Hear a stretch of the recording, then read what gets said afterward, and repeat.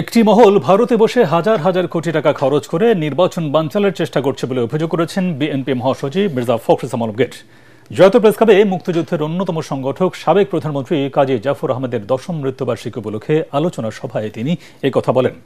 মির্জা ফখরুল আরও বলেন, একটি রাজনৈতিক মহল ভোট বাতিল করতে নিত্য নতুন দাবি তুলছে।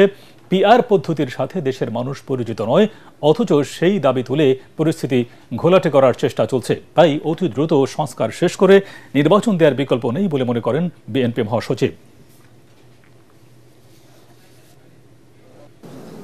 দুর্ভাগ্যজনকভাবে আজকে কিছু সংখ্যক রাজনৈতিক মহল অত্যন্ত পরিকল্পিতভাবে নির্বাচনকে বানচাল করার জন্য, নির্বাচনকে ব্যাহত করার জন্য নিত্য নতুন দাবি তুলে তুলেছে।